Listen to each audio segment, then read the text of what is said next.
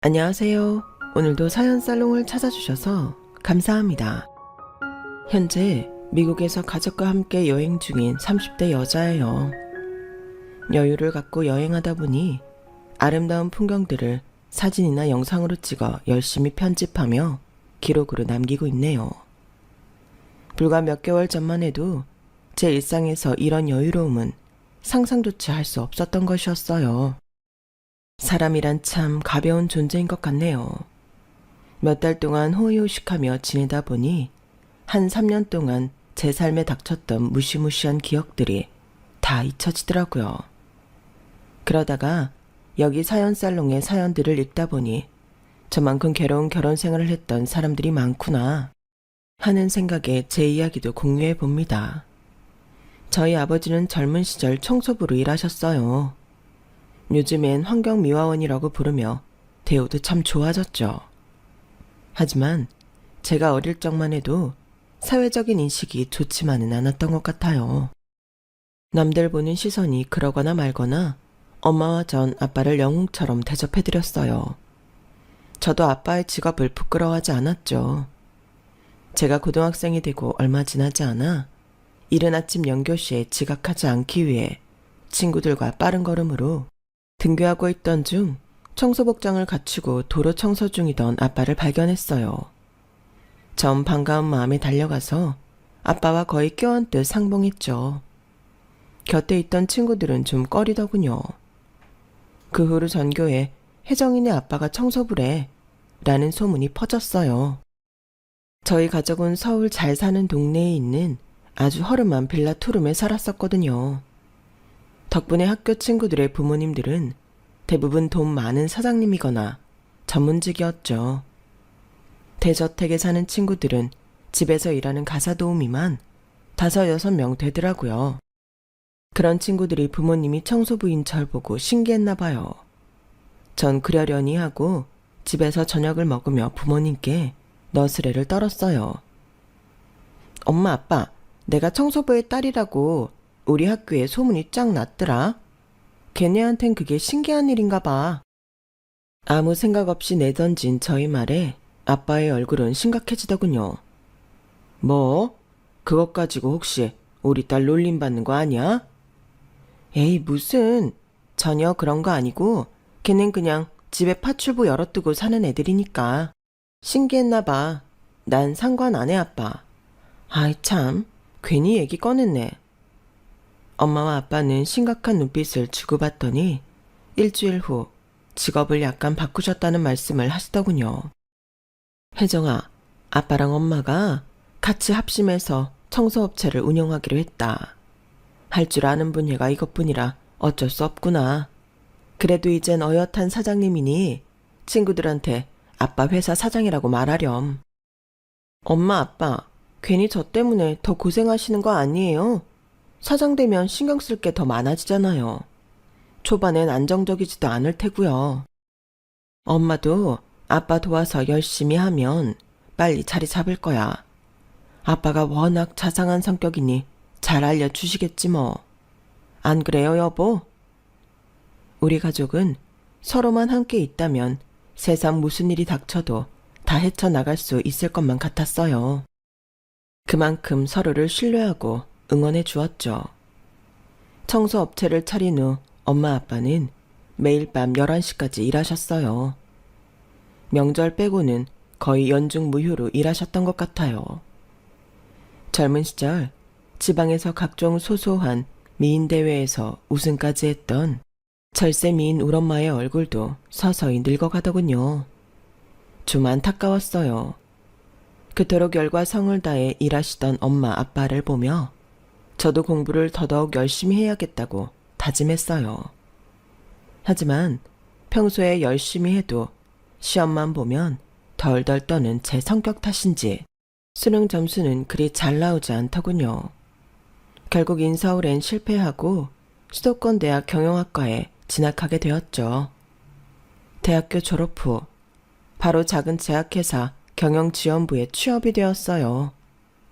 신입사원으로서 정말 제 온몸을 쥐어짜내며 하루하루를 불살랐던 것 같아요. 진짜 열심히 일했죠. 신입이 맨날 야근하며 적극적으로 열심히 하니 직원들 사이에서 금세 유명해졌어요. 상사분들한테 격려도 받았고요. 그런데 어느 날부터인가 출근해서 보면 제 사무실 책상에 핑크색 장미꽃과 바나나 우유가 놓여 있더라고요. 누가 이런 걸 갖다 놨지? 자리를 착각한 건가? 주변 동료들을 붙잡고 혹시 본인 거 아니냐고 많이 물어보기도 했어요.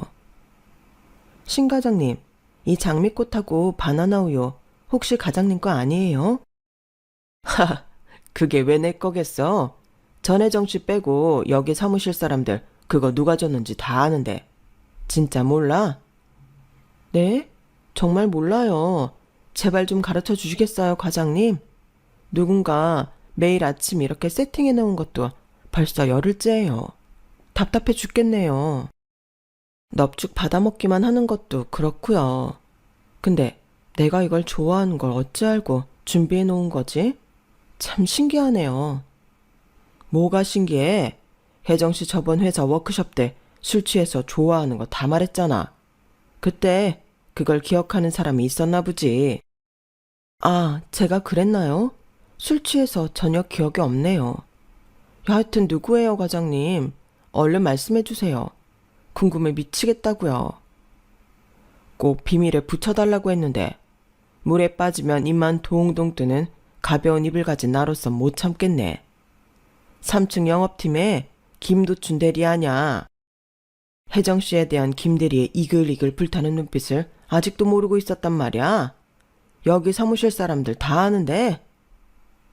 3층에서 일하시는 김도춘 대리님이요? 그 별명 불도저인 분? 눈이 매섭게 생기고 성격 불같은 분이잖아요. 아, 좀 무서운데?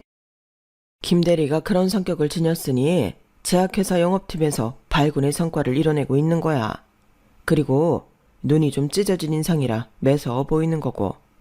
속은 깊은 사람이니 김 대리에게 마음의 문을 활짝 열어 제끼라고. 알았지? 재밌네. 이상한 사람은 아닌가 보네. 그 후로 심 과장님의 나불대는 입 덕분이었는지 회사 전체에 제가 눈치챘다는 소문이 쫙 퍼졌고, 김도춘 대리는 불도저 성격답게 제게 바로 데이트 신청을 했어요. 그동안 장미꽃이랑 바나나 우유 잘 드셨나요? 제 성격답지 않게 혜정 씨한테 말 거는 게 어렵더라고요. 너무 미인이라서요.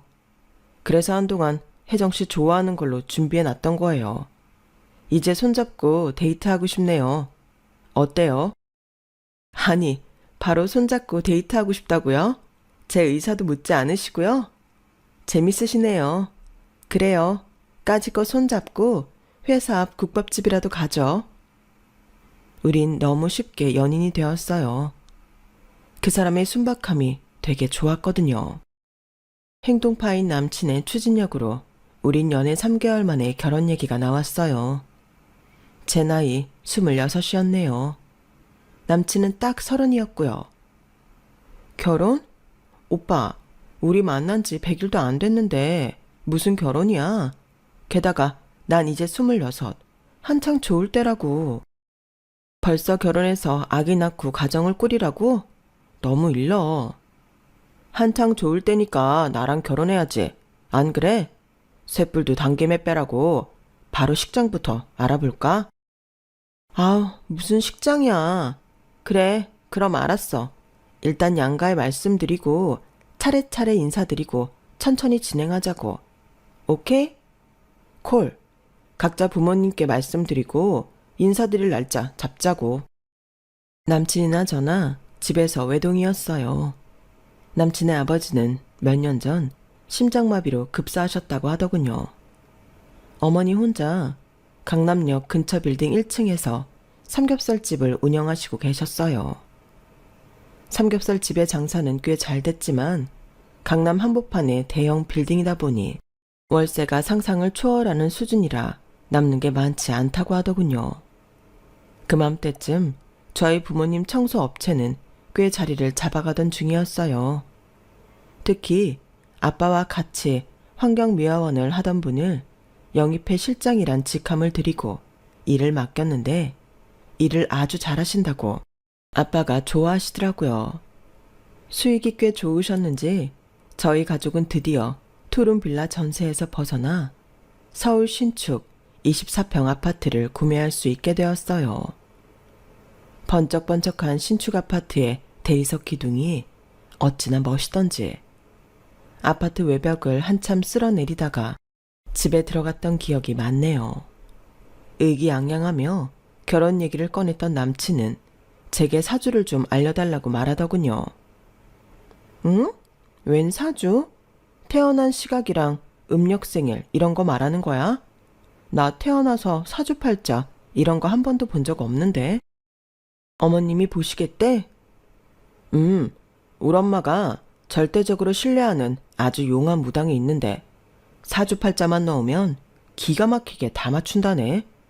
한번 재미로 보는 거지 뭐. 재미라고 하기엔 느낌이 좀 쎄하더군요. 남친의 엄마도 성격이 아주 강한 사람이라는 건 익히 들어 알고 있었기에 약간 긴장이 됐어요. 어쨌든 사주 결과가 나오는 동안 남친은 우선 저희 쪽 부모님을 만나 뵙기로 했어요. 엄마 아빠가 워낙 일이 바쁘셔서 식사는 함께 못할 것 같고 토요일 밤 9시쯤 차나 한 잔 마시기로 했죠.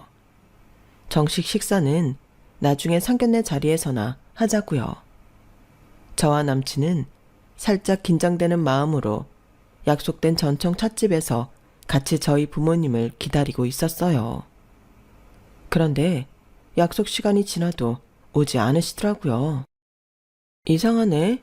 우리 부모님들은 약속 시간 칼같이 지키시는 분들인데 혹시 무슨 일이라도 생기셨나?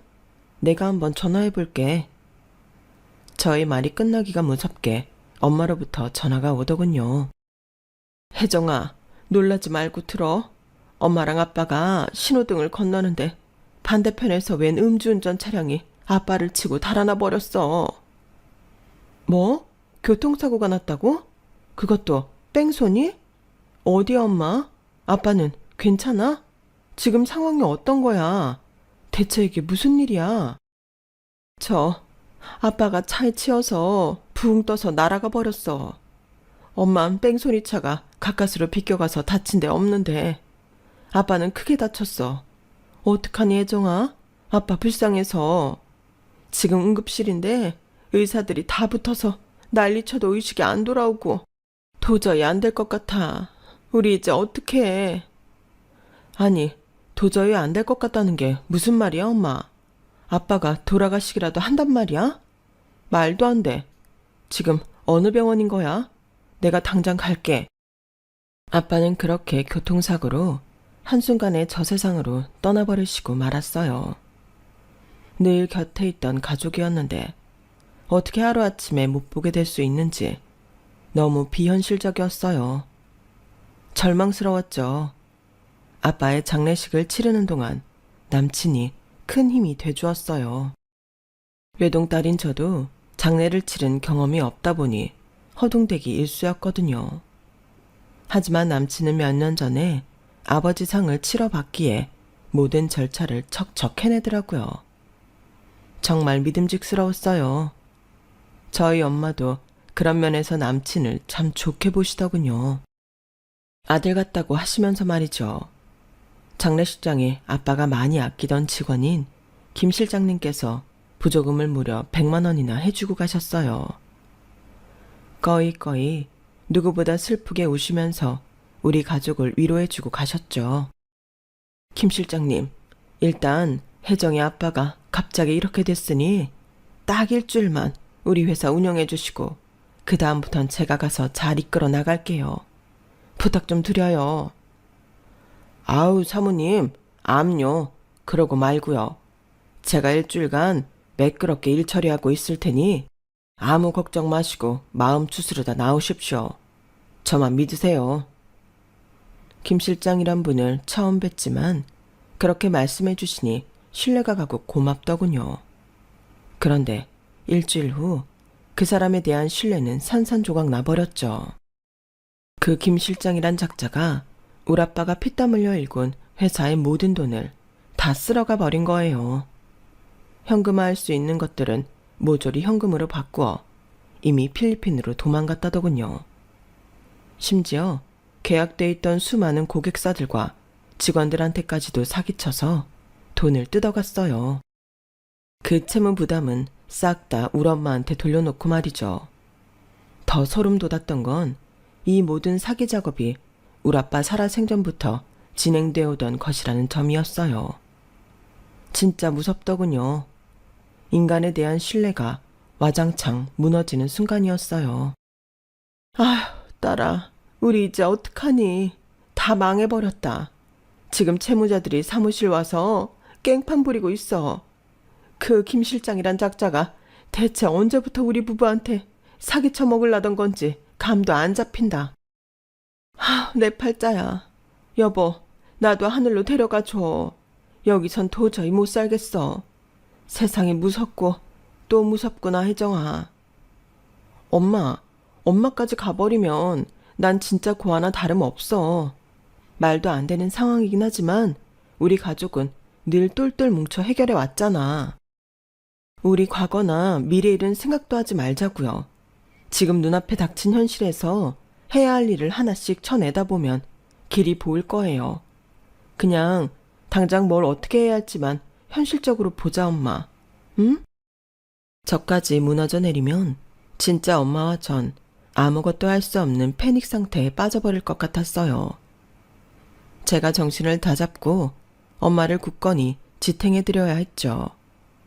엄마와 전 큰 충격에 정신과 상담까지 받아가며 버틴 결과 그나마 몇 달 후에야 일상생활을 제대로 영위할 수 있었어요.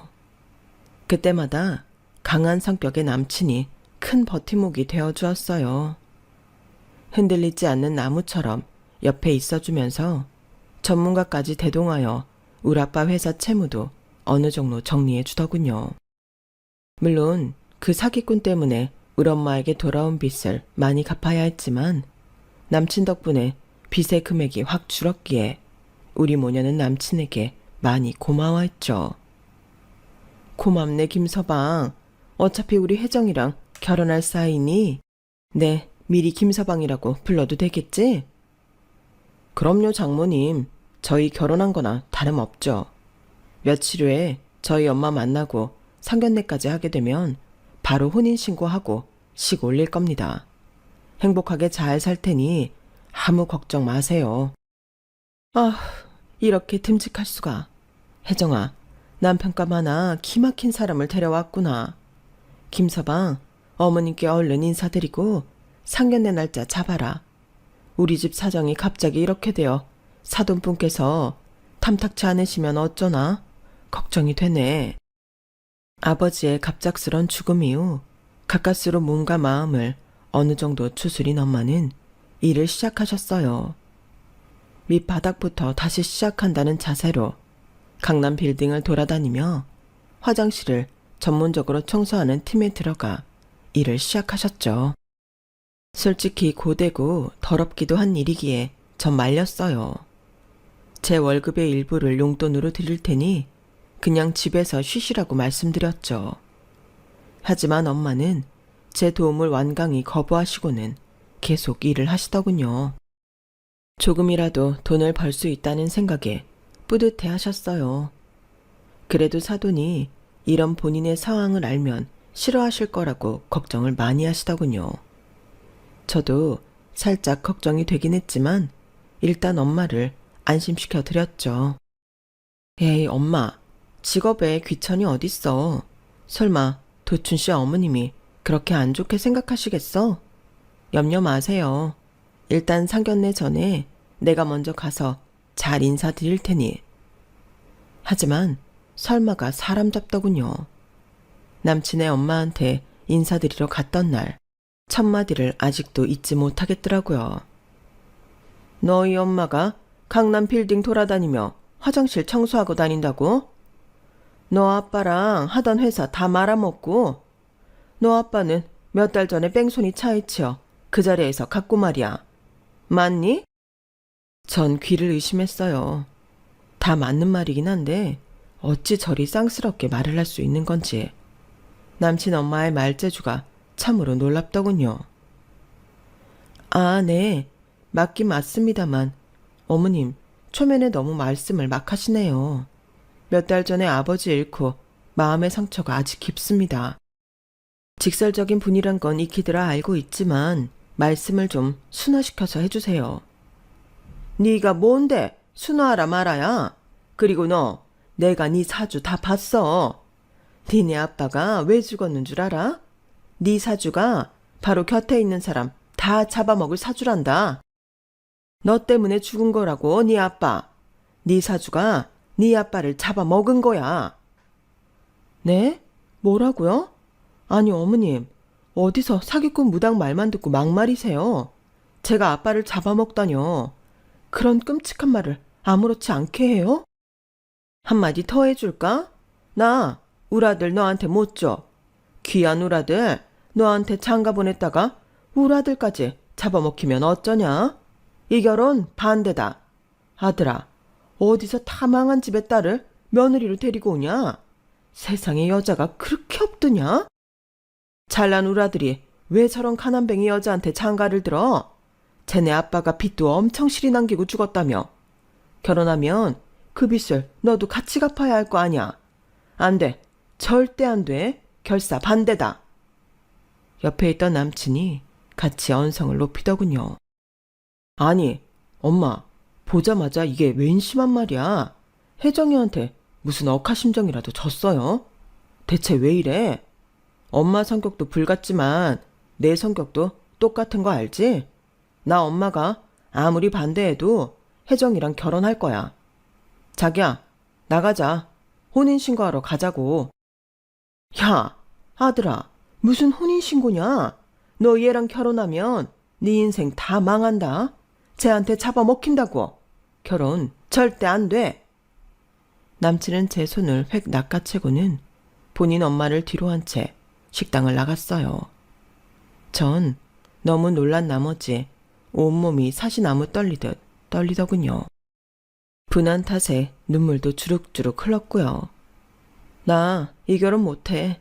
저렇게 막말하는 시어머니랑 어떻게 한 가족이 되어 평생 살겠어? 미안해. 그만하자 우리. 그동안 고마웠어. 그게 무슨 말이야 혜정아. 난 옛날부터 뾰족한 목 같은 성격이었어. 누가 주머니에 구겨 넣으려고 하면 주머니를 찢고 나오는 스타일이었다고. 내 뜻을 굽힐 수 있는 사람은 없어. 자, 빨리 혼인신고하러 가자. 자기도 나 사랑하는 건 변함이 없잖아. 우리 아닌 다른 누군가로 인해 우리 사랑이 흔들리는 건 말도 안 된다고 생각해. 그게 우리 엄마라도 말이야. 지금 이건 오빠의 불같은 성격만으로 해결될 문제가 아니야. 현실을 직시해. 우리 엄마 몫으로 남은 빚만 3억이 넘어. 엄마가 평생 갚겠다고 하셨지만 내가 일부 갚아드릴 거고 오빠 어머님이 이런 내 사정을 싫어하시는 것도 이해는 돼. 여기서 정리하자 우리. 날 떠나가도 원망 안 해. 나보다 더 좋은 여자 만나서 결혼해서 잘 살아. 싫어. 난 너 말고 다른 여자는 눈에 들어오지도 않아. 그럼 일주일만 기다릴 테니 그때 혼인신고하러 가자. 얼른 자기랑 정식 부부가 되고 싶어. 남친의 결심은 워낙 강경했어요. 맨날 찾아와 울고불고 제게 매달렸죠. 얼마나 서럽게 울던지 저희 엄마도 나중엔 같이 부둥켜 안고 울 정도였으니 웬만한 심파극 저리 가라였어요. 장모님, 제발 저 혜정이랑 결혼하게 해주세요. 혜정이 없으면 저 못 살아요. 저희 엄마가 혹시라도 혜정이한테 못되게 구는 거 다 막아줄 테니 혜정이 설득 좀 해주세요. 혜정아, 사부인께서 너 만난 날 말을 좀 심하게 하셨나 본데 본 뜻은 그게 아닐 거다. 좋은 쪽으로 생각하고 그냥 김서방을 남편으로 받아주는 게 어떻겠니? 이렇게 엉엉 울며 통사정하는 게 불쌍하지도 않니? 요즘 세상에 저런 순정남이 어딨어. 결혼하면 널 공주처럼 떠받든다고 하잖아. 설마 사람이 변하겠어? 엄마와 남친이 절 흔들어댔지만 전 그렇게 막장 시어머니를 둔다는 사실이 너무 싫어서 거절했어요. 그런데 일이 터져버린 거죠. 이미 제 뱃속에 남친의 아이가 자라고 있었던 거예요. 산부인과에 가보니 벌써 4개월 차에 접어들고 있더군요. 너무 정신없어서 몸에 변화가 생긴 것도 모르고 있었죠.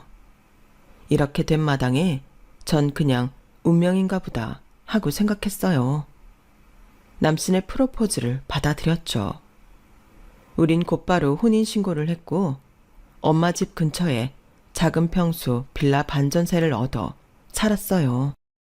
1억 보증금이 있었는데 남편이 제약회사 영업맨으로 일하며 모아놓은 돈이라고 본인이 대더군요. 제가 모아놓은 돈은 다 장모님께 드리고 시집 오라고 했어요. 그 점은 참 감사했어요. 저희 커플의 임신과 혼인신고 얘기를 들은 시모는 당연히 노발대발했죠. 임신까지 했으니 정면으로 부딪히자란 마음에 시모가 운영하던 삼겹살집에 찾아갔어요. 어머님, 일전에 처음 뵀을 때 언성 높여서 죄송합니다. 이젠 진짜 가족이 되었으니 예의 갖출게요.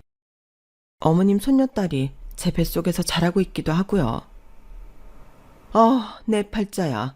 여자가 뭔 자랑이라고 속도 위반을 그렇게 대놓고 떠드냐? 너 진짜 내 며느리가 되고 싶은 게냐? 나랑 친해지고 싶은 거냐고. 임신 막달까지 제약회사 다니며 계속 돈 벌 거지? 그럼 퇴근 후 여기 식당 와서 일 좀 거들어라. 다 나중에 니네가 이 식당 물려받아야 할 거 아니니? 그러려면 미리 배워야 할 거 아니야. 엄마, 임신한 사람한테 퇴근 후까지 일 시키려고? 너무하네. 그건 곤란해요. 삼겹살집 일이 보통 고된 게 아니라고. 야, 이놈이 이애미가 이렇게 고된 일에서 너 교육시키고 다 키워놓은 건 보이지도 않드냐? 좋아. 임신한 네 와이프 얌전히 카운터에만 앉혀놓을 테니 퇴근 후 이리 오도록 해. 그럼 됐지? 전 그냥 오케이 했어요. 카운터 일쯤이야 뭐 얼마나 힘들겠나 싶었거든요. 그런데 쉬운 일만 시키겠다는 시모의 말은 당연히 새빨간 거짓말이었어요. 제가 퇴근 후 시모의 고깃집으로 간 첫날, 거기서 일하던 알바생 3명을 자르더군요. 그 3명의 몫을 다 저한테 떠넘기려고 말이죠. 특히 집게, 이거 안쪽부터 잘 살피면서 닦아야 한다. 안쪽에 고기 찌꺼기 남아있으면 손님들이 질색 팔색한다고. 알았지? 불판도 잘 닦고 말이야. 어머님, 요즘 고깃집들 불판 다 세척 전문 공장으로 보내서 닦던데 이걸 직접 다 닦으라고요? 우리도 그랬었는데 이젠 네가 있는데 뭐하러 돈 주면서 세척 공장으로 보내냐? 네가 하면 되는 거 아니야? 그곳은 직장인들 퇴근 시간에 한창 사람이 몰리는 고깃집이었기에 설거지하는 일이 엄청 힘들더군요. 남자 알바생도 힘들어하던 일을 임신한 제가 직장 일까지 끝마치고 와서 하려니 거의 쓰러질 지경이었어요. 딱 5일만 하고 그만한다고 말씀드리고 오지 말자. 그 정도 성의를 보이면 시어머니도 이해해 주실 거야. 하지만 그 5일이 되기 전 3일째 되는 날 저는 식당 부엌에 미끄러운 수세미를 밟고 크게 넘어졌어요. 바닥에 자빠져 있는 절 보고 시모가 달려와 한마디 하더군요. 야, 너 여기 바캉스 왔냐? 얼른 일 안 하고 뭐해? 왜 처자빠져 있냐고.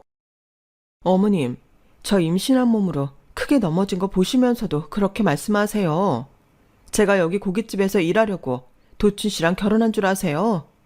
그래도 신혼이니 어머님 비위 맞춰드리려 노력했는데 진짜 기분 나쁘네요. 저 더 이상 이 짓 못해요.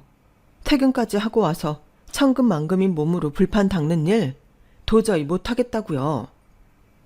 신경질적으로 앞치마를 확 벗어 던지고는 집에 택시 타고 와버렸어요. 열도 받고 아까 넘어진 게 너무 아픈 탓에 눈물이 왈칵 쏟아지더군요. 택시 안에서 미친년처럼 펑펑 울었네요. 절 아껴주던 아빠 생각도 많이 나더라고요. 아빠가 돌아가시면서 제 인생이 뭔가 수렁에 빠지게 된 것 같았어요. 아빠가 다시 제 곁으로 오면 모든 게 전처럼 행복해질 것만 같았죠. 그런 상상을 하며 눈물 흘리고 있는데 뭔가 이상한 느낌이 들었어요. 밑을 보니 엄청나게 하혈을 하고 있더군요. 바로 119를 불러 응급실에 갔는데 충격적인 얘기를 들었어요. 아이가 잘못되었다더군요.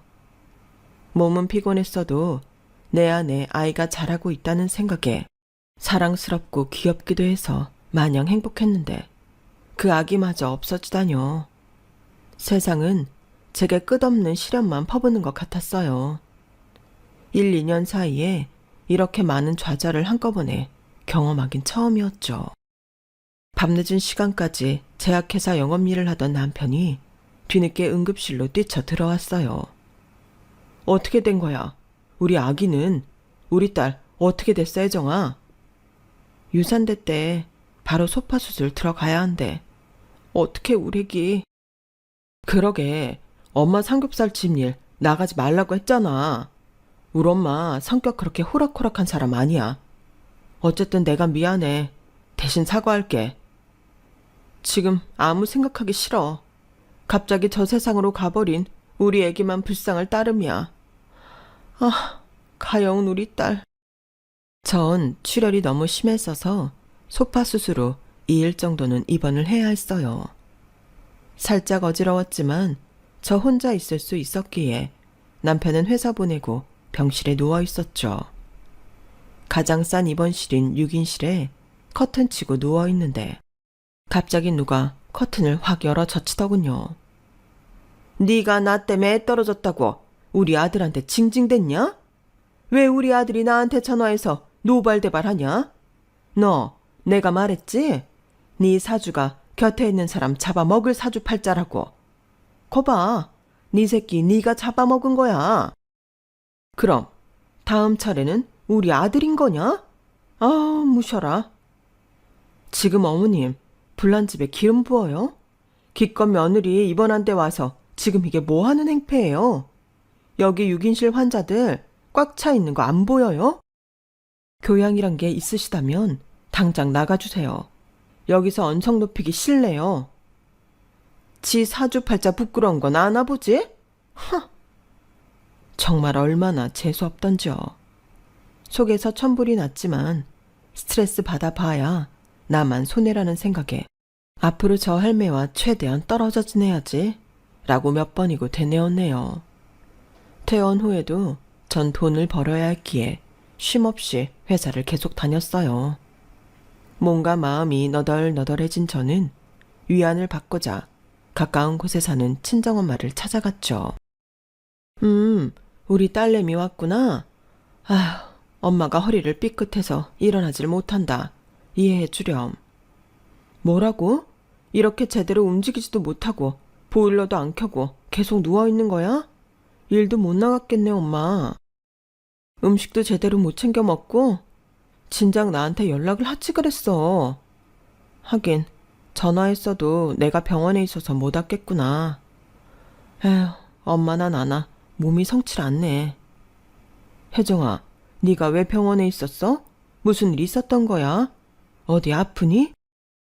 엄마. 우리 딸내미 유산됐어. 병원에서 다 수술하고 이제 괜찮으니 너무 심려치 말고요. 대체 무슨 일이 있었던 거야? 갑자기 왜 유산된 거야? 우리 손녀딸 어쩌니? 고된 노동에 피골이 상접한 엄마한테 시모에게 당한 제 하소연을 도저히 할 수가 없더군요. 유산의 이유를 적당히 둘러댔죠. 그냥 떨어질 아기였나 보지.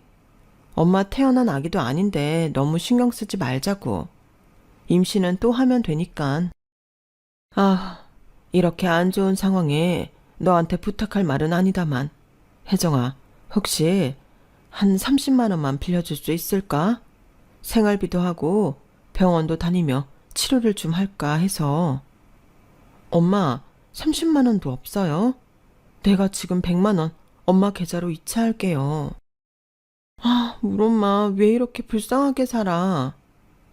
전 엄마와 부둥켜 안고 새벽 내내 엉엉 울었어요. 우리 모녀 모두 아빠가 미치도록 그리웠죠. 실모의 구박이 좀 뜸하던 그즈음 이번엔 남편이 폭탄 선언을 하더군요. 나 회사 때려쳤어. 내가 이 회사에 벌어다 준 게 얼마고 충성한 세월이 얼만데 날 진급도 안 시켜주고 맨날 욕이나 들어먹고 내 성격상 남 밑에서 오래 일할 성격은 못 되는 것 같아. 내가 회사 차릴 거야. 내가 사장한다고. 뭐? 갑자기 회사를 때려치우면 어떡해. 애기 아직 안 생겼을 때 맞벌이 해서 얼른 돈 모아서 집 사야지. 집값은 오늘이 제일 싸다는 말 몰라? 하늘 높은 줄 모르고 계속 오르고 있다고. 알아. 그러니 때려친 거야. 이 오빠 능력 믿지? 내가 사장 돼서 쭉 멋지게 사업 추진하면 반드시 성공할 거야. 난 1000% 확신한다고. 돈방석에 앉게 해줄 테니 기대해. 그놈의 돈방석은 언제나 볼 수 있는 건지. 남편은 꽃 배달 사업을 하겠다며 집에 들어오지도 않고 코딱지만한 사무실에서 숙식을 해결하며 열심히는 하더군요. 그것도 잠시 6개월 뒤 꽃 배달 사업은 시원하게 말아먹더군요. 그동안 제약회사 퇴직할 때 받은 퇴직금은 깨끗하게 날아갔고 말이죠. 여보, 다행히 대출까진 안 받은 거지? 그걸로 됐어. 인생에 좋은 경험했다 생각하고 그동안의 경력 살려 다른 중소기업 취직 자리 알아보면 안 될까? 아냐, 남자가 칼을 뽑았으면 무라도 찔러봐야지. 이번엔 제대로 된 사업을 해볼 거야. 난 명문대 나온 건 아니지만 요즘에 알바 구하는 명문대생들 많으니 과외 알선업체를 차려서 온오프라인으로 거래를 해보려고 해. 어때? 알짜배기지? 난 중간에서 수수료만 먹으면 되는 거니까. 명문대생들이 일하고 말야. 얼마나 편해? 코로나가 터져 온라인으로 하는 화상과외 쪽으로 빛을 좀 보나 했더니 이미 경쟁력 있는 업체들이 너무 많아서 그마저도 쉽지 않더군요. 하긴 세상 일이 그리 쉬운가요? 입시의 입자도 모르는 남편이 사장으로 있으니 교육회사가 잘 돌아갈 리가 만무했죠. 그건 한 10개월 정도 운영하다가 문을 닫더군요. 도저히 수익이 나지 않았거든요. 이것저것 들어가는 운영비도 엄청났고요. 거듭된 실패에 남편의 성격은 점점 괴팍해져 갔고 아내인 저와의 부부 생활에도 점차 금이 가기 시작했습니다. 겉으로만 부부 사이지 스킨십도 전혀 없는 몸이 건조한 사이가 돼버리고 말았죠. 이런 저와는 달리 엄마로부터 핑크빛 연애 소식이 들려왔어요. 저 혜정아, 이런 말 하기가 참 남사스럽지만 엄마가 청소하던 빌딩에서 초등학교 때 남자 동창을 만났지 뭐니? 아, 정말? 근데 뭐가 남사스러워? 동창 만날 수도 있지 뭐. 그 남자애가 꼬마 때부터 엄마를 줄줄 쫓아다니던 애거든. 워낙 똑똑했었는데 서울로 유학 가면서부터 나랑 연락이 끊어졌었어. 이제야 만나게 되어서 너무 반갑다며 서로 안부를 물었는데 그쪽도 와이프랑 사별한 지 3년 됐더라고. 내 사정을 알자마자 나한테 정식으로 만나보지 않겠냐고 하더라. 아, 정말? 와, 우리 엄마 아가씨 때 1등 하던 미모가 죽지 않았네. 축하해요, 엄마. 이제 아빠는 있고 좋은 남자 만나서 연애도 하고 재혼해도 좋고 엄마가 행복한 대로 선택해서 사세요. 난 엄마가 웃으며 살 수 있다면 다 좋으니. 그렇게 말해줘서 고맙다, 혜정아. 넌 어렸을 적부터 너무 착했어. 이해해줘서 정말 고마워. 언제 한번 다 같이 만나자꾸나. 예상치 못했던 일이라 좀 당황하긴 했지만 찬찬히 생각해보니 외롭고 힘든 엄마에게 너무 잘된 일인 것 같더라고요. 이젠 내 앞가림만 잘하며 살면 되겠다고 생각했죠. 행복하지 않던 결혼 생활을 이어가던 중 시모한테 전화가 오더군요. 야, 너 그 엄마 아직도 디스크로 누워만 있냐? 아직 빚 있고 돈 한 푼 없는 양반이 누워만 있으면 뭐하냐? 여기 삼겹살집 와서 불판이나 좀 닦으시라고 해. 저희 엄마 아프신데 또 무슨 일을 시키시려고요? 죄송하지만 그건 안 되겠어요. 그래? 그럼 내가 직접 전화하지 뭐. 끊어라. 전 곧바로 엄마한테 전화해보려 했지만 통화 중이었어요. 잠시 후 연결된 엄마는 사돈이 부탁하는데 잠깐 가서 일 조금만 도와주고 온다며 걱정 말라고 하시더군요. 시모의 성격을 알기에 불안했지만 기어코 가겠다는 친정엄마를 말릴 수는 없었어요. 저희 친정엄마가 시모의 고깃집에 가서 일한다는 그날, 전 하필 야근이 있어서 늦게서야 고깃집에 도착할 수 있었어요. 친정엄마는 아픈 허리를 부여잡고 미간을 찌푸리며 끝도 없이 쌓여있는 불판을 닦고 있더군요. 엄마, 대체 몇 시부터 일하신 거예요? 이제 그만 집에 돌아가세요. 일어나세요. 오전 10시부터 일했으니 이제 딱 12시간 됐구나. 아우, 내 허리야. 나 허리 아파서 못 일어나겠다. 나 좀 잡아줄래, 혜정아? 엄마, 미쳤어요? 무슨 노예야? 사돈 가게에 와서 이렇게까지 일할 필요가 뭐가 있어? 얼른 집에 갑시다. 제대로 허리도 못 펴던 엄마를 부축해 나가려는데 시모가 오더군요. 사돈, 빚도 있는데 집에서 노느니 이게 낫지 않나요? 불판 12시간 동안 열심히 닦았으니 일당은 드려야지. 자, 여기 3만 원 받으쇼. 시모는 10,000원짜리 3장을 식탁 위에 대충 뿌리더군요. 사부인, 이렇게 일당까지 챙겨주셔서 고맙습니다. 친정엄마는 당황했지만 저를 보더니 감사 인사까지 하며 조용히 3만 원을 주머니에 넣으셨어요. 곁에 있던 전 너무너무 열받아서 시모를 한 대 쳐버리고 싶었죠. 그때 고깃집 입구 쪽에서 어떤 신사분이 엄마를 향해 외치더군요. 여보, 사돈집 일 다 끝났어요. 얼른 갑시다. 이 앞에서 김 기사랑 한참 기다리고 있었어요. 저희는 일제히 그쪽을 바라보았고 그 신사분의 얼굴을 확인한 시모는 엄청 놀라더군요. 아니, 여기 빌딩 건물주님 아니세요? 여긴 어쩐 일로? 여보라뇨? 우리 며느리 엄마 보고 하신 말씀이세요? 내 사돈이 건물주님의 부인이라고요? 안녕하셨죠? 장사는 잘 되시고요. 말씀드리기 쑥스러워서 아직 안 알렸는데 저 사람이랑 얼마 전에 혼인신고 마쳤습니다. 이제 내 와이프예요. 사돈이 내 건물 1층에서 삼겹살집 하신다기에 깜짝 놀랐지요. 아, 혜정양도 있구나. 조만간 식사 자리 한번 마련하려 했는데 너희 엄마랑 혼인신고를 너무 빨리 해서 미안하구나. 내가 너희 엄마랑 빨리 살림을 합치고 싶어서 서둘렀어. 미리 상의 못해서 미안하다. 아니에요. 근데 이 빌딩 건물주시라고요? 여기 최소한 몇백억은 할 텐데 정말 이 건물 전체의 주인이세요? 나중에 등기부등본 떼어서 보여주마. 여기 말고도 이 근처에 빌딩 더 갖고 있지. 내가 너희 엄마 앞으로 호강시켜줄 테니 날 새아버지로 받아주겠니? 그럼요. 엄마만 행복하다면 전 아무 상관없어요. 저 새아버지? 제가 새아버지라고 불러도 되죠?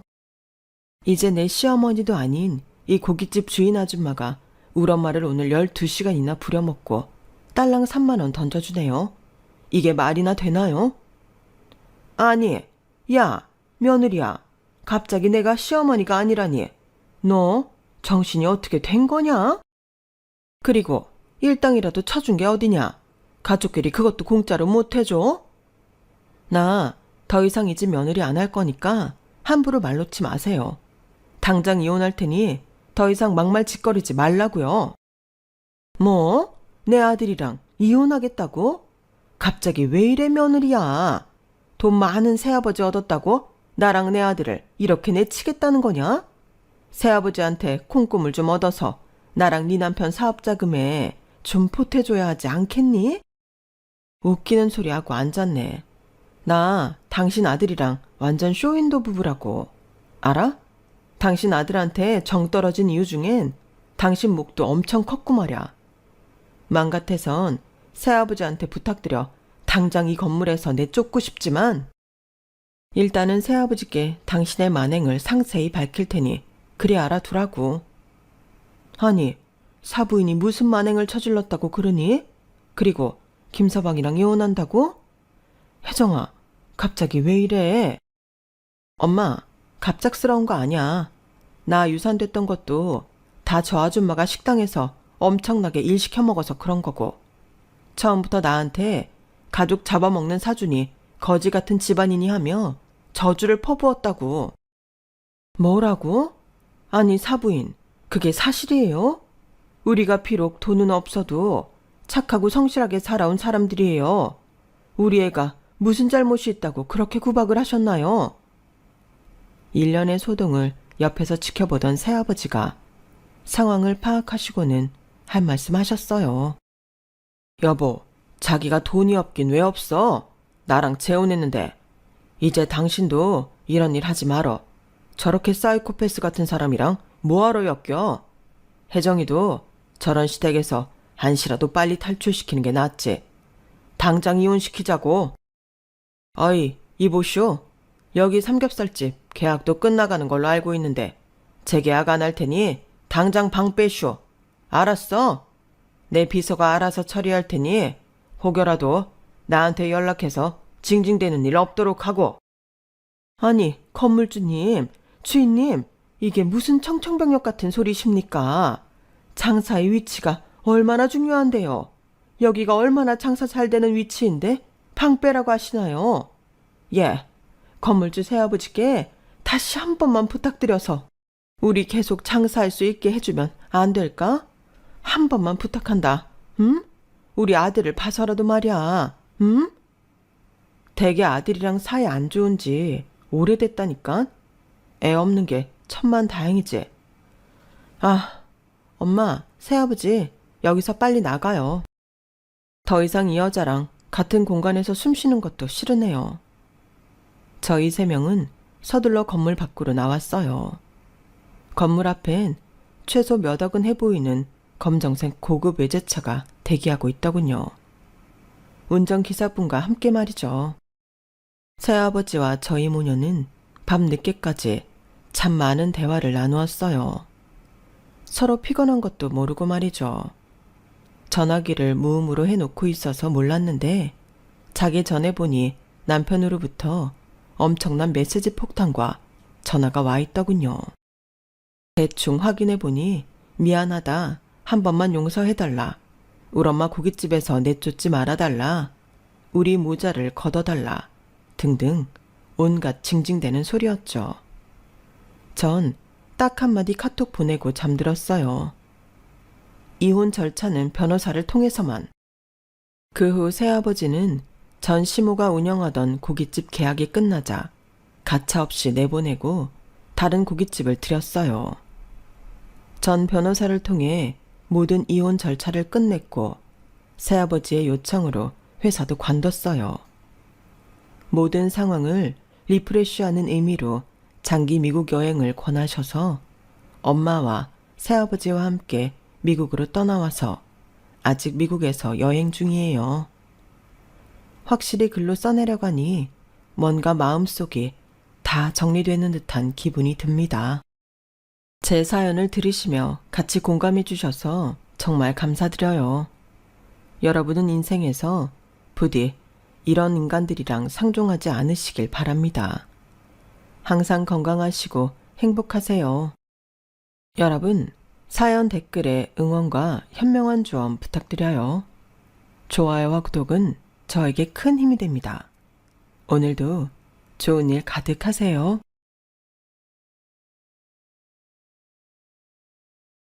안녕하세요. 오늘도 사연 살롱을 찾아주셔서 감사합니다. 뒤늦게 화장품 사업에 뛰어들어 조그만 회사를 운영하고 있는 40대 워킹맘이에요. 제가 이토록 열심히 고군분투할 수밖에 없는 이유는 남편이 투병 중이기 때문이에요.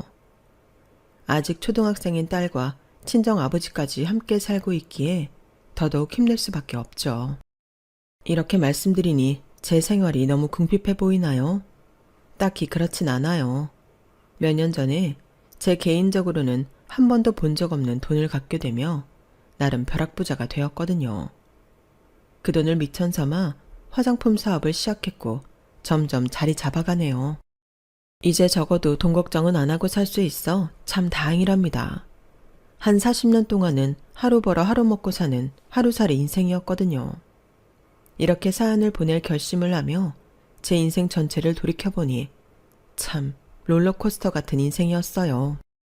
제 팔자보다 더 센 팔자가 있을까 싶은 드라마틱한 삶이었죠. 기나긴 투병 생활에서 좀 회복되어 현재 재활 과정에 있는 남편은 제가 재혼해서 얻게 된 배우자랍니다. 전 남편과는 딱 1년 만에 사별하고 혼자 살다가 지금의 남편을 만나 혼인신고하고 살게 된 거죠. 초졸에 국밥 만들어 리어카에 싣고 팔려다니다가 현재 화장품 회사 CEO가 되기까지 참 파란만장했던 저의 인생 이야기 들어주시겠어요? 전 시골에서 찢어지게 가난한 집에서 태어났어요. 엄마는 절 낳다가 돌아가시고 마셨죠. 만일 서울 좋은 병원에서 제대로 출산하셨다면 그런 일은 없었을 것 같아요. 엄마는 그 옛날 동네 산파르는 할머니만 믿고 집에서 출산했는데 출혈이 너무 심해 돌아가셨다고 하더군요. 지금 와서 추측해보건대 제가 임신했을 때처럼 완전 전치태반이었을 것 같아요. 병원에서 미리 진단받고 제왕절개로 나았다면 과다출혈은 막을 수 있었을 텐데 시골이고 옛날이어서 너무 무지했던 거죠. 그게 다 가난한 집안 형편 때문이 아니었을까 싶어요. 병원비 한 푼이라도 아끼려고 집에서 낳다 돌아가신 거죠. 어쨌든 전 엄마의 얼굴을 몇 장 남은 사진으로만 봤고 엄마의 존재 의미에 대해 TV나 영화로만 간접 경험했어요.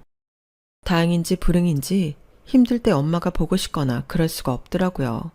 기억조차 없는 친정 엄마니까요. 엄마 젖도 한번 못 물어보고 태어난 절 불쌍히 여기신 아빠는 지극정성으로 저를 키워주셨어요. 하지만 아빠가 농사일해서 벌어들이는 수입으론 가난의 늪을 벗어나기 힘들었어요. 아빠의 말에 의하면 한마디쯤 올라갈까 싶으면 다음에 두 마디가 빠져버리더래요. 늪에 귀신이라도 있는지 자기를 자꾸 끌어내리는 것 같다는 말씀도 하셨어요. 너무 슬픈 표정으로 말이죠. 농촌의 인건비도 차츰 비싸지자 아빠는 넓은 논과 밭을 본인 혼자 돌보기 시작하셨어요. 아빠의 고된 노동을 덜어드리기 위해 저도 최대한 일손을 도왔죠. 아빠도 제가 공부하기보단 농사일 도와주는 걸 더 좋아하셨어요. 엄마가 없다 보니 집안 살림이나 요리도 거의 제 몫이었죠. 그러던 어느 날 다니던 중학교가 갑자기 없어진다고 하더군요. 학생 수가 너무 없어서 근처 읍내의 중학교로 통폐합된다는 통지와 함께요. 통폐합된다는 그 학교는 우리 집에서 거리가 너무 멀었죠. 버스를 2번은 갈아타야 겨우 도착할 수 있는 거리였어요. 그 사실을 아빠에게 말씀드렸더니 고민 끝에 넌지시 제안을 하시더군요. 미선아, 너한테 정말 미안한 얘기지만 지금 아빠가 농사일 혼자 하는 게 너무 벅차는구나. 인건비도 비싸서 사람을 쓰기도 뭐하고 말이야. 학업은 나중에 할 수도 있으니 혹시 지금은 아빠 일을 좀 도와줄 수 있겠니? 학교를 다니는 건 학생에게 너무 당연한 일이지만 당장 생기가 급한 저에겐 농사일과 집안일이 더 익숙했던 것 같아요. 그땐 중학교 의무교육도 없던 터라 저도 아빠의 제안대로 중고등학교 과정은 나중에 검정고시로 해결하기로 마음먹고 일단 학업을 중단하기로 했어요. 공부머리는 좀 있었기에 나중에 검정고시로 충분히 따라잡을 수 있다는 자신감에 그랬던 것 같네요. 그 후 고3 나이인 19살이 되어서야 검정고시에 집중할 수 있었고 그 해에 중등, 고등 검정고시를 모두 패스했어요. 하지만 지금 생각해보면 학교를 끝까지 다닐 걸 그랬다는 후회는 남더라고요. 공부는 다 때가 있다는 말을 뒤늦게 깨달았죠. 아빠를 따라다니며 농사짓고 직접 재배한 배추와 무, 고추 등을 장에서 파는 일이 익숙해졌어요. 어렸을 때부터 해온 일이었으니까요. 하지만 그걸론 수익이 많이 나지 않더군요. 고민 끝에 제가 잘 할 수 있었던 요리를 만들어 리어카에 싣고 나가 팔아보기로 했어요. 제일 맛있게 만들 수 있었던 종목은 국밥이었어요. 육개장, 선지국, 뼈해장국 등을 만들어 큰 스텐 다라이에 담아 리어카에 싣고 장에 나가 팔기 시작했죠. 맨 처음 선지국 만들 땐 시뻘건 피로 선지 만드는 과정이 좀 징그러웠어요. 하지만 워낙 맛이 좋다 보니 자주 만들어 먹게 되고 장에서도 제일 잘 팔리더군요. 리어카에서 장사했음에도 불구하고 손님들은 줄을 서서 대기했을 만큼 잘 됐어요. 주변 상인들이 많이 시샘하기도 했죠. 아빠도 저의 장사를 도와주시기 위해 추운 날은 핫팩도 가져오시고 보온통에 밥도 해주시고 여름엔 파리 날리는 도구도 사오시더라고요. 그렇게 한창 정신없이 장사에 매진하고 있을 무렵 제 인생에 핑크빛 로맨스 한 페이지가 펼쳐졌어요. 그 주인공은 어렸을 때부터 한 동네 살던 1살 차이 동네 오빠였어요. 오빠 이름이 유채수여서 어려서부터 유채꽃 오빠라고 많이 놀리며 놀았죠. 그 오빠도 일찍이 부모님을 여의고 혼자 이 집 저 집 다니며 농사일을 도와주던 어려운 형편의 청년이었어요. 집이 가까웠기에 저희 아빠가 그 오빠를 많이 챙겨주기도 했고 저희 집에서 밥도 여러 번 먹었네요. 기억도 잘 안 나는 어린 시절부터 친했던 오빠였기에 전 별 생각이 없었는데 딱 20살이 되던 해 저에게 고백을 하더군요. 미선아, 너 나랑 결혼하자. 결혼하면 내가 진짜로 잘해줄 자신 있어. 난 어렸을 적부터 너만 바라보고 살았다고. 내 맘 알지? 응? 결혼? 오빠랑 어릴 적 냇가에서 빨개 벗고 수영하던 나한테 지금 프로포즈 하는 거야? 우리가 한가족 같은 사이인데. 아우 징그러. 됐어. 그래, 가족 같은 사이 말고 진짜 가족이 되자고. 아저씨, 아니 장인어른한텐 내가 잘 말씀드릴 테니 혼인신고서에 도장 찍고 살아보자고. 우리 아빠한테 장인어른? 아우 눈구렁이네 완전. 오빠가 성격 좋은 건 알았지만 이렇게 징그러울 줄이야. 뭐 그럼 일단 사귀기나 해보자고. 아직 사귀지도 않아놓고 뭐 결혼이야. 저도 오빠가 워낙 성실하고 착하고 좋은 사람인 걸 알았기에 싫지 않았어요. 아니 어쩌면 사춘기 때부터 오빠를 남자로 생각하고 있었는지도 모르겠네요. 이미 가족과도 같았던 오빠였기에 저희 아빠도 결혼에 적극 찬성하셨어요. 손수 식장까지 알아봐 주셨죠. 날짜에 맞춰 청첩장까지 다 돌렸고요. 그렇게 결혼식을 3주 앞둔 어느 날 남친이 갑자기 몸이 너무너무 안 좋고 아프다며 병원에 가본다더군요. 남친의 성격상 웬만하면 아프다는 내색도 안 하는 사람인데 엄청 심하게 아픈가 보다 라고만 생각했죠. 난생 처음 건강검진을 받아본 남친의 변명은 췌장암 말기였어요. 남친의 아버지 또한 췌장암으로 돌아가셨기에 가족력이 있었나 봐요. 미선아, 정말 미안해. 내가 너한테 진짜 몹쓸 짓을 했어. 괜히 결혼하자고 했나 봐. 우리 결혼식 얼른 취소하고 다 없었던 일로 하자. 난 산에 들어가서 혼자 살다 조용히 갈 거야. 뭐? 오빠, 그게 무슨 말이야. 충분히 이겨낼 수 있어. 우린 아직 젊잖아. 본인 케이스랑은 다르다고. 절대 포기하지 마. 산은 무슨 산이야.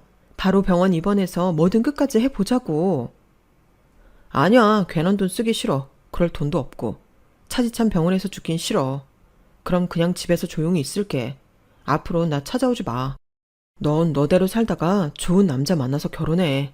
나 같은 거 있고 말이야. 어떻게 잊으란 말이야. 내가 뭐 치매라도 걸렸어? 평생 한 동네에서 가족처럼 지냈는데 갑자기 잊혀져?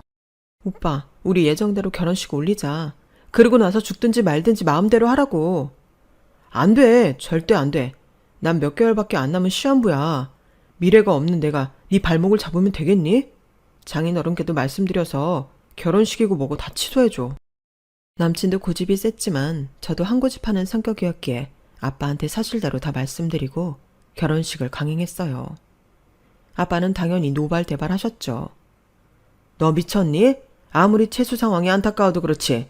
곧 죽을 남자한테 내 딸 시집을 보내라고. 온 동네방네 곧 과부 될 사람입니다. 라고 광고하라고. 아빠, 채수 오빠는 친오빠나 다름없잖아요. 아빠 말대로 곧 죽을 사람이라면 그 사람 가는 길을 최대한 외롭지 않게 해주고 싶어요.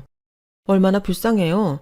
난 아빠라도 계시지만 채수 오빠는 어려서 부모 다 잃고 혼자 고아처럼 자랐잖아요. 아빠도 아들처럼 생각하잖아요. 네? 아무리 뭐라 해도 내 딸이 가장 중요하다. 난 이 결혼 절대 반대다. 정하고 싶거든. 니네끼리 식을 올리든지 말든지 하고 난 참석 안 할란다. 아빠는 당연히 완강히 반대하셨어요. 저도 아빠의 마음을 이해 못하는 건 아니었지만 채수 오빠를 쓸쓸히 혼자 가게 하는 건 아닌 것 같았어요. 오빠는 제게 미안하다면 결혼식을 원치 않았지만 제 뜻이 정 그러하다면 혼인신고를 하지 않고 우리끼리 결혼식을 하는 정도로만 진행하자고 하더군요. 우린 딱히 종교인은 아니었지만 동네 작은 교회 마당에서 식을 올릴 수 있었어요. 친구들만 몇 명 참석해서 눈물 콧물 다 빼며 축하해 주었죠. 저 멀리 한 3초간 저희 아빠 얼굴이 보이더군요. 장소를 어떻게 아셨는지 아주 멀리 나무 뒤에서 살짝 보고 계시더라고요. 저와 눈이 마주친 아빠는 그대로 뒤돌아 터덜터덜 걸어가시더군요. 그때 아빠의 뒷모습을 아직도 잊을 수가 없네요. 참 가슴이 미어지는 순간이었어요. 혼인신고는 안 했지만 남편이라 생각하고 병수발을 든 지 1년 만에 채수 오빠는 하늘나라로 가버렸어요.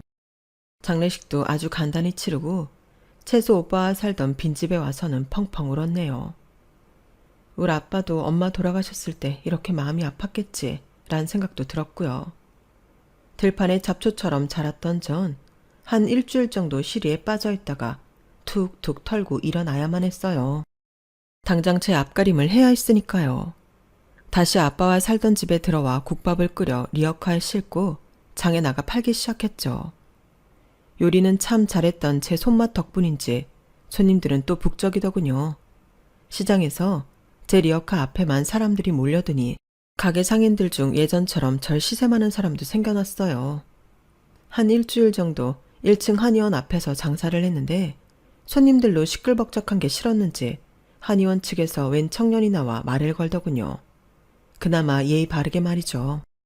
저 한의원집 아들인데요. 엄마가 절 내려보내시네요.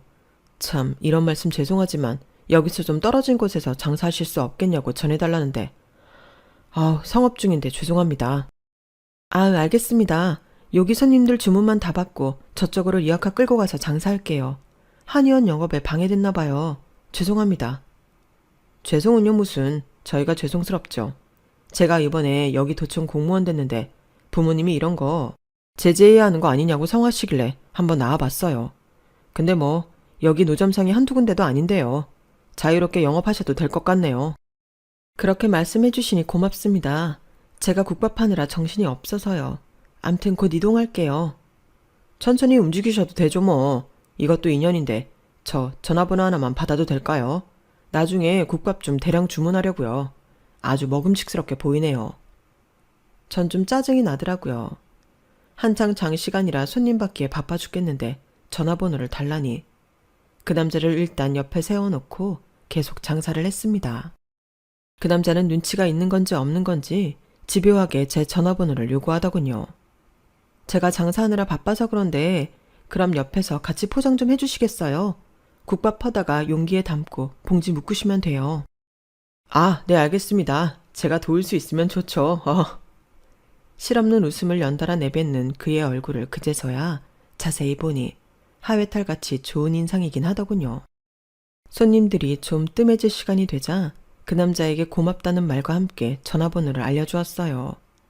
국밥을 앞으로 얼마나 주문할지는 모르겠으나 본인 입으로 대량 주문한다고 했으니 매출을 올릴 마음으로 연락처를 준 거죠. 그 사람도 자기 구급공무원 명함을 주더군요. 이름은 임종수. 명함을 바지주머니에 넣고 전 리어카를 끌고 유유히 사라졌죠. 한참을 가다가 문득 뒤를 돌아보니 임종수란 남자는 아직도 제 뒷모습을 멀뚱히 바라보고 있더라고요. 저 사람은 대체 뭐지? 구급 공무원으로서 진짜 내가 노점 장사하는 걸 제재할 셈인가? 갸우뚱하면서 전 다시 갈 길을 갔고 그날 저녁부터 그 남자한테 하루에 5번씩 전화가 오더군요. 내용은 정말 사소한 것들이었죠. 하도 전화를 많이 받다 보니 연락이 몇 시간 뜸하면 오히려 제가 궁금해지더군요. 그 남자와 연락하는 일을 즐기는 제가 스스로 불안하게 느껴졌어요. 난 이미 한번 결혼했던 사람인데 그 남자가 더 가까이 다가오기 전에 난 사별한 사람이라고 미리 밝혀야겠다 싶었죠. 저 종수씨, 처음부터 말씀드렸어야 하는데 전 1년 전에 남편과 사별한 사람이에요. 다니던 중학교도 폐교돼서 그냥 초졸로 중고등은 검정고시 받고요. 혹시라도 절 여자로 생각하시는 거면 저보다 훨씬 좋은 조건의 여자를 찾는 게 빠르실 것 같네요. 괜히 시간 낭비하지 마시고요. 아, 그랬군요. 이별의 상처가 있는 사람이 더 성숙할 수 있죠. 그런 거 저한텐 하나도 안 중요해요. 초졸이어도 중고등 검정고시 봤으면 고졸이네요 뭐. 그냥 성실하게 열심히 사는 모습이 보기 좋아서 미선 씨를 여자로 좋아하는 거예요. 아, 물론 외모도 제 스타일이긴 하고요. 그냥 가볍게 한번 만나보면 안 될까요? 한 3년만 사귀어보고 내가 싫으면 그때 날 차도 돼요. 그렇게 우린 정식으로 사귀게 되었고 그동안 저는 모은 돈으로 국밥집 가게를 오픈하게 되었어요. 춥고 덥고 비 오고 눈 오는 노점 장사를 벗어나 따뜻한 점포에서 장사할 수 있다는 게 얼마나 행복하던지요. 남친과 사귄 지 3년 되는 날, 남친은 제게 조그만 실반지와 함께 결혼하자는 프로포즈를 하더군요. 나만 믿고 따라와줘. 미선이 인생 앞으로 내가 책임질게. 혹시나 어려운 일이 닥쳐도 우리 포기하지 말고 끝까지 함께 헤쳐나갑시다. 우선 너무 고맙고 나도 자기를 사랑하는 마음은 똑같지만 자기네 한의사 집안에서 나 같은 며느리를 좋아하실까? 어디 한번 해보자고. 시도라도 한번 해보고 걱정하는 게 낫지 않을까? 하지만 잊지 말아줘. 난 무슨 일이 있어도 미선이랑 결혼하는 거 절대 포기 안 한다는 거. 지방이었지만 유명했던 한의원 원장이신 남친 아빠와 부잣집 사모님이었던 남친의 엄마는 당연히 절 반대하셨어요. 남친이 아주 구체적으로는 전달을 안 해줬지만 대충 둘러대는 말을 들어보니 심하게 반대하시는 것 같더군요. 남친의 마음고생과 스트레스가 엄청 났던지 대상포진까지 걸리더라고요. 속상한 마음을 갖고 장사를 계속하던 어느 날 귀금속을 온몸에 치렁치렁 달고 있는 아주머니가 우리 국밥집에 왔어요. 네가 김미선이야? 네가 우리 아들 그렇게 꼬셔댄 거야? 지금 우리 귀한 아들이 대상포진까지 걸려가지고 골골대고 있다고. 식음을 좀 패우고 말이야. 고작 너 같은 가난하고 보잘것없는 버러지 때문에 내 아들이 이렇게 마음고생을 해야 돼? 종수씨 어머님이시군요. 일단 좀 앉으세요. 언성 낮추시고요. 식사 중인 손님들 놀라시겠어요. 너, 이 남자 저 남자한테 몸 함부로 굴리고 꼬리치고 다니는 여우 아냐? 듣지 않니 유부녀였다며? 너 혼자 있는 거 맞아? 애 딸린 유부녀 아니냐고? 이게 지금 무슨 말씀이세요? 전 남편은 췌장암으로 결혼한 지 1년 만에 저 세상으로 갔다고요. 자세히 알지도 못하면서 남의 애기 막짓가루도 되는 거예요? 남친 엄마가 뭐고 계속 이런 식으로 장사 방해하면 경찰 부를 거예요. 경찰? 불러라 불러. 나도 널 경찰에 신고해서 아주 감옥에 가둬놓고 영영 못 나오게 하고 싶은 심정이다. 내 아들 더 이상 못 꼬시게 말이야. 김비서 다 풀어놔버려. 남친 엄마는 뒤에 까만 정장 입은 남자를 불렀어요. 그 남자는 갑자기 자루에서 웬 쥐들을 식당에 풀어놓는 거 아니겠어요? 전 너무 놀랐죠. 손님들도 혼비백산하여 다 도망가 버리고 있던 쥐들도 다 내쫓았어요. 정신 차리고 보니 남친 엄마와 그 비서는 떠나고 없더군요. 저는 그제서야 펑펑 울며 남친한테 전화했어요. 세상에 어떻게 이런 일이 있을 수 있어? 내가 싫다고 글쎄 우리 국밥집에 와서는 쥐를 풀어놓고 난리를 치고 가잖아. 뭐? 그게 무슨 말이야 미선아. 구체적으로 얘기해봐. 대체 누가? 누구긴 누구야. 자기 엄마지. 내가 싫으면 차라리 날 때리고 가지. 왜 영업을 방해해. 우리 집 손님 다 끊기면 어쩌라고. 우리 엄마가? 아 정말 미안해 미선아.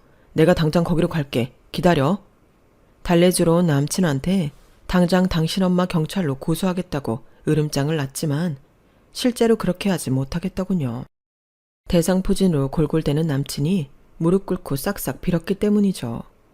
우리는 그날 밤새 국밥집에서 서로 부둥켜 안고 엉엉 울다가 날이 새버렸습니다.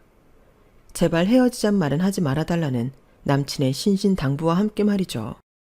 그렇게 질긴 인연을 끊어내지 못하고 찜찜한 마음으로 사귀고 있던 어느 날 국밥집으로 웬 무당 같은 사람이 들어오더군요. 국밥집에서 국밥 주문은 안 하고 그 무당은 제 얼굴을 뚫어지게 쳐다보다가 한마디 건네더라고요. 수풀이 보인다, 수풀이 보여. 그 사람과 엮였다간 너도 죽고 네 아빠도 다 죽어. 네? 그게 무슨 말씀이세요? 무당하시는 분이에요? 수풀이 보인다뇨. 지금 가깝게 지내는 사람이 수풀림자 아냐? 맞아요. 한자로 수풀림자 쓰는 임시성을 가진 남자친구랑 사귀고 있어요. 근데 그게 어쨌다는 거죠? 대체 누가 죽는다는 거예요? 옳거니 그 임시 남자랑 사귀고 결혼까지 하게 되면 너와 네 아빠 다 죽게 될 거야. 명심해. 그 말을 끝으로 무당은 유유히 국밥집을 나갔어요. 전 벙쪄서 한동안 출입문만 바라보고 있었죠. 너무 찜찜하더군요. 남친한테 말해볼까 하다가 괜히 서로 마음 상하는 일이 될까봐 저 혼자만의 비밀로 간직하고 있었죠. 몇 달 후 남친과 모처럼 호프집 데이트를 했어요. 동네에서 멀리 떨어진 곳은 아니었지만 처음 가보는 호프집이었죠. 가서 잘 마시고 계산하려고 나가는데 계산대 앞에 그 무당이 있는 거예요. 전 화들짝 놀랐고 그 무당 같아 보이던 여자도 엄청 놀라더군요. 아줌마, 무당 아니셨어요? 호프집도 같이 운영하는 거예요? 아니, 저기 참 이런 말 그렇지만 저번에 한의원에 진찰받으러 갔다가 한의사 선생님께서 돈 좀 쥐어주시면서 무당 역할 좀 해달라고 그러시길래 미안해요. 젊은 사람한테 괜히. 이번엔 한의사이신 남친 아빠가 꾸며낸 일이더군요. 아주 남친 엄마 아빠가 절 남친에게서 떼어내려고 지극정성이셨죠. 전 실소가 터졌고 영문을 몰라 하던 남친에게 있는 그대로 다 말했어요. 제가 그 가짜 무당 때문에 했던 마음고생까지 말이죠. 남친과의 관계를 다시 생각하고 또 생각하니 도저히 이대로 결혼까지 진행하는 건 무리라고 판단이 되었어요. 제가 남자 쪽 부모라도 저 같은 딸내미한테 장가 보내기엔 참 아까운 아들이라 생각됐거든요. 흔히 말하는 조건면에서 말이죠. 남친도 진지하게 다시 부모님께 말씀드려보겠다고 하더군요. 마지막으로 말씀드리고 결단 내리겠다고 말이죠. 전 그 결단 내리겠다는 말을 저와 헤어지겠다는 의미로 받아들였고 마음의 준비를 하고 있었어요. 그날도 어김없이 국밥집 장사를 마치고 셔터를 내리고 있었죠. 그런데 남친이 웬 여행 가방 2개에 짐을 바리바리 싸들고 국밥집으로 오더군요. 이게 다 뭐야? 짐 나온 거야? 결단 내렸어. 부모님과 연 끊고 자기랑 결혼하기로. 그 결단이란 게 그런 의미였어? 난 나와 이제 헤어지겠다는 결심인 줄 알았지. 내가 미선이랑 왜 헤어져? 나한테 그럴 이유는 없어. 결혼해서 평생 삶아떼고 사는 건 나지. 우리 부모님이 아니잖아. 모든 거 다 포기하고 나왔어. 내가 아빠 성격 닮아서 둘 다 워낙 강성이라 한다면 하는 성격이거든. 아빠가 호적판다고 이제 아들 아니라고 하셨으니 그런 줄 알아야죠 뭐. 천륜이 그렇게 쉽게 끊어지는 인연이야? 나 말고 좋은 조건의 여자는 많아. 얼른 집에 들어가서 죄송하다고 빌어. 우리 한 몇 개월만 안 봐도 금세 잊혀질 거야. 아니, 그렇지 않아. 자기 모아놓은 돈 얼마 있어?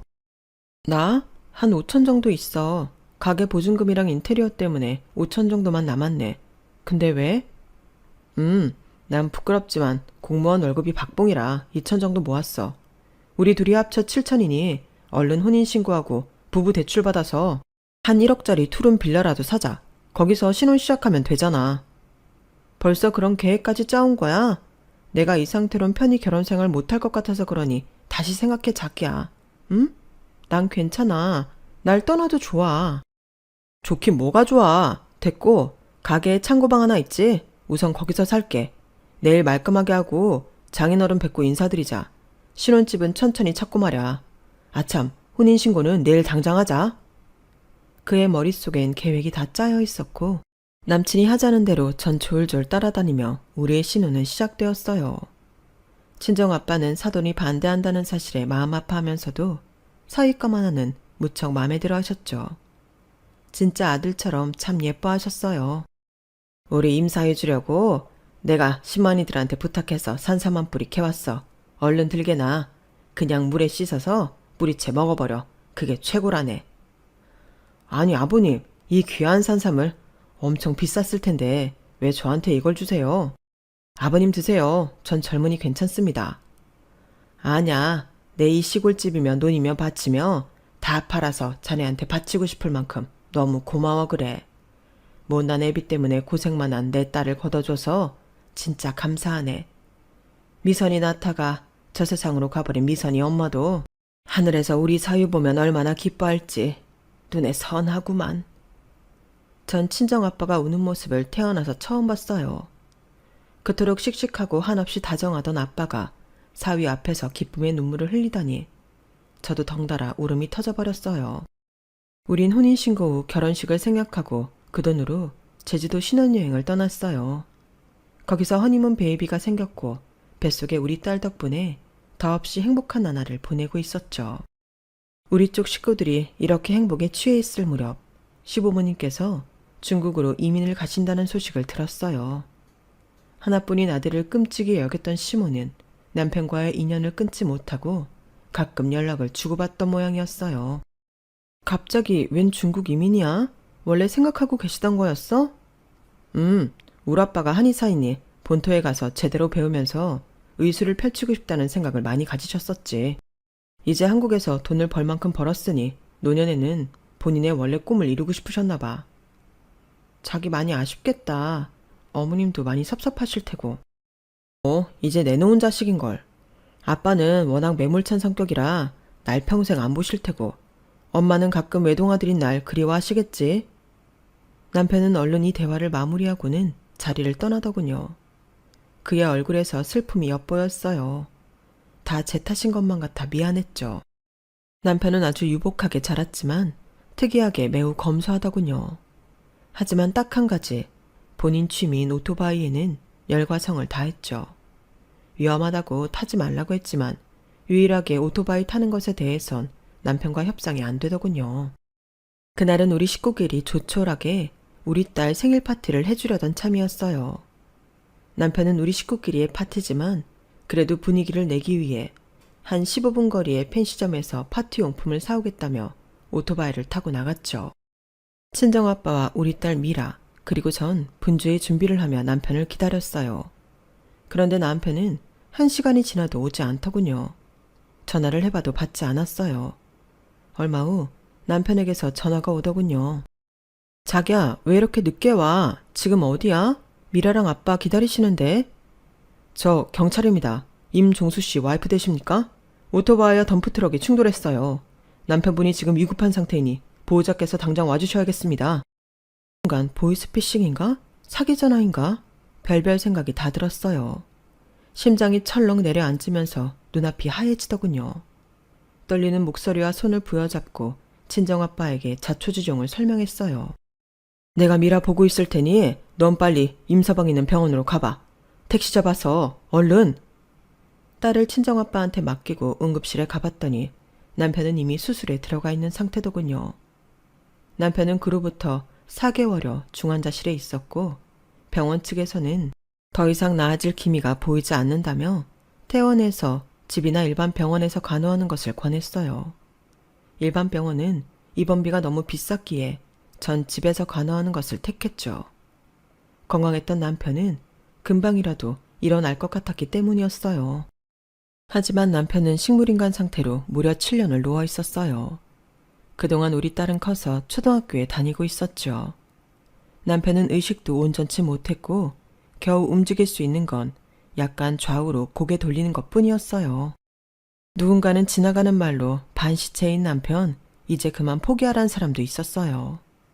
하지만 저만 보고 가족과 인연까지 끊고 온 사람이고 숨이 멀쩡히 붙어있는 사람을 어떻게 포기하겠어요.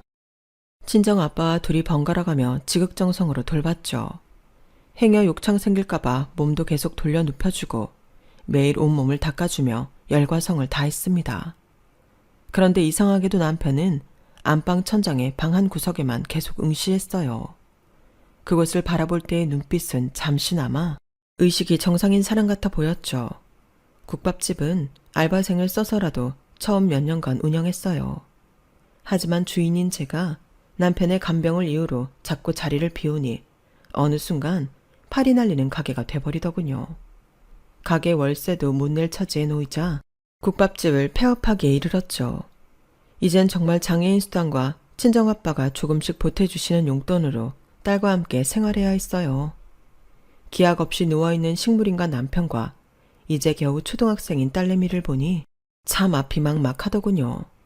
그렇게 7년의 시간이 흐르고 여느 때와 같이 남편의 눈을 바라보며 대화하고 몸도 닦아주고 하는데 어라? 남편이 손가락을 조금 까닥이는 것이었어요. 전 365일을 남편 곁에 있었으니 그의 조그만 움직임도 바로 캐치할 수 있었죠. 저한텐 엄청난 일이었기에 친정아빠의 도움을 받아 남편을 데리고 당장 병원에 입원시켜서 전체 상태를 체크했어요. 아직은 미약하지만 건강 상태가 많이 활성화됐다고 하더군요. 하지만 의사들은 남편이 손가락을 움직였다는 걸 믿지 않는 눈치였어요. 다시 집으로 데려온 지 한 100일이 지났을까? 남편이 소리가 섞인 길고 긴 한숨을 내뱉더군요. 그리고는 늘 바라보던 천장 한 구석에 시선을 고정시킨 후 천장, 이 한마디를 했어요. 전 놀란 마음에 그쪽에 가서 위를 올려다보았죠. 그랬더니 천장 끝부분에 약 20cm 정도의 칼자국이 나 있더군요. 전 사다리를 놓고 커터칼로 그 부분을 좀 더 길게 찢어보았죠. 그랬더니 무언가 툭 떨어지더군요. 천장에 쥐라도 있나 싶어 깨악 하고 소리쳤는데 방바닥에 떨어진 것은 다름 아닌 금괴였어요. 요즘 우리가 말하는 골드바였는데 꽤 커 보이더군요. 자기야, 이거 자기가 천장에 갖다 놓은 거야? 원래 있던 거야? 이게 대체 뭐야? 말 좀 해봐. 답답한 마음에 남편에게 말을 걸어봤지만 물론 대답을 들을 순 없었죠. 다시금 커터칼로 더 길게 천장을 뜯어봤어요. 그랬더니 후두둑 하며 금괴 수십 개가 떨어지더군요. 세어보니 총 30개였어요. 왜인지 모르겠는데 전 너무 놀란 마음에 눈물이 펑펑 났어요. 이게 대체 뭐지? 혹시 어려운 내 사정을 알고 하늘이 내려주신 건가? 혹시 도둑놈이 여기에 갖다 놓은 거면 어쩌지? 이 집 전주인 건가? 별별 생각이 다 들었죠. 아예 후레쉬를 가져와 머리를 들이밀고 천장을 다 훑어보았어요. 거기에 편지 한 통이 있더군요. 중국에서 시모가 남편에게 보내온 거였어요. 날짜를 보니 남편이 오토바이 사고 나기 바로 며칠 전이더군요. 그 후로 어쩔 수 없이 연락이 끊긴 모양이었어요. 지난 7년간 생활고와 남편 병간호, 아이 뒷바라지하며 허덕이며 정신없는 탓에 중국으로 이민 간 시부모님들에게 남편의 사고 소식조차 알릴 생각을 못했던 게 너무 미안하더군요. 내용을 찬찬히 소리내서 읽었어요. 남편도 들을 수 있게 말이죠. 쭉 살펴보니 시모는 중국에서 지내며 암에 걸렸고 편지를 보낼 당시엔 이미 말기였더군요. 매몰찬 시부가 여전히 남편과의 연락을 거부하자 시모가 이 금괴를 시부 몰래 유산으로 남편에게 보낸 거였죠. 유명한 한의사로 몇십 년간 한국에서 지냈을 때도 떼돈을 벌었다고 들었고 시모 자체도 원래 부잣집 딸이었다는 얘기를 들었는데 이 정도의 금괴를 갖고 있을 줄은 꿈에도 생각 못했네요. 전 금괴 자체도 처음 봤기 때문에 뭘 어떻게 해야 할지 당황스러웠어요. 친정 아빠에게 연락하여 자초지종을 말씀드렸죠. 오셔서 눈으로 직접 확인하신 친정 아빠도 엄청 놀라시긴 마찬가지였어요. 우리는 수소문 끝에 신뢰할 만한 업체 몇 군데를 찾았고 금괴를 현금으로 환전했죠. 그때가 5, 6년 전이니 1kg짜리 금괴 하나당 한 5천만 원 정도 했던 것 같아요. 30개 모두 팔아서 얻은 현금은 무려 15억가량이었죠. 모든 게 처음 보는 거였어요. 금괴도 15억이라는 현금도 다 처음 경험해보는 것들이었죠. 전 그 돈으로 일단 제가 살던 지방에 유명한 대학교 앞 원룸 건물을 하나 샀어요. 월세 수익이 따박따박 나온다면 더 이상 돈 걱정은 안 해도 될 것 같았기 때문이었죠. 그 건물 맨 위층과 그 아래층은 한 층 전체를 다 터서 주인 세대와 남편이 재활할 수 있는 공간을 만들었어요. 꽤 큰 원룸 건물이었지만 지방이라 서울에 비해 가격이 많이 저렴하더군요. 남편을 위한 재활 공간에 재활치료사를 고용해서 열심히 몸을 움직이고 목소리를 내는 훈련을 받을 수 있게 했죠. 맨 위층 주인 세대에는 저희 친정아빠와 함께 우리 가족이 사는 공간으로 꾸몄고요. 전 다시 일을 시작하고픈 욕심에 남편 간병인을 3명 정도 고용했어요. 8시간씩 3교대로 말이죠. 병원도 아주 열심히 다닌 결과 남편은 아주 미세하게나마 의식과 몸이 조금씩 회복되더군요. 항상 시체처럼 누워있던 남편이 나와 눈을 맞추고 살짝 미소를 지어주다니 너무 황홀하기 짝이 없었죠. 모든 걸 하고 남은 돈은 4, 5억가량이었어요. 그 돈으로 국밥집을 다시 오픈해볼까 하다가 아예 다른 방향으로 사업을 시작해보기로 마음먹었죠. 전 어려서부터 손이 야무진 스타일이라 요리도 잘했지만 화장품도 직접 만들어 쓰곤 했어요. 인터넷이나 잡지에 보니 방법들이 다양하게 나와 있더라고요. 로션이나 스킨, 크림 등을 직접 제조하는 게 너무 재미있었어요. 제 피부에도 잘 맞았고 친구들에게 나눠줘도 좋은 반응이었고요. 그래, 화장품 사업을 시작해보자. 저의 모토는 본전을 잃지 않는 사업이었어요. 절대 무리하게 사업 확장하지 않고 사업 시작한 내가 끝까지 마무리 짓는다는 다짐을 갖고 시작했죠. 처음엔 사장인 저와 회계 보는 직원, 마케팅 경력 직원 이렇게 3명으로 시작한 회사가 지금은 직원 30여 명의 튼튼한 중소기업으로 거듭나게 되었어요. 도청으로부터 중소기업 상도 받고 작년에는 클렌징 오일 쪽이 대박이 터져서 매출이 급상승하여 직원들 모두 행복한 비명을 지르고 있답니다.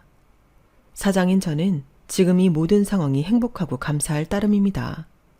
맨 처음 투자했던 5억의 돈은 지금 3, 4배로 불어나 있네요. 이 정도면 저 재테크 잘한 거 맞겠죠? 앞으로 사업도 열심히, 가정에도 충실한 워킹맘이 될 계획입니다. 남편에게도 늘 스윗한 와이프가 될 테고요. 남편은 지금도 피땀 흘리며 재활치료에 한창이에요.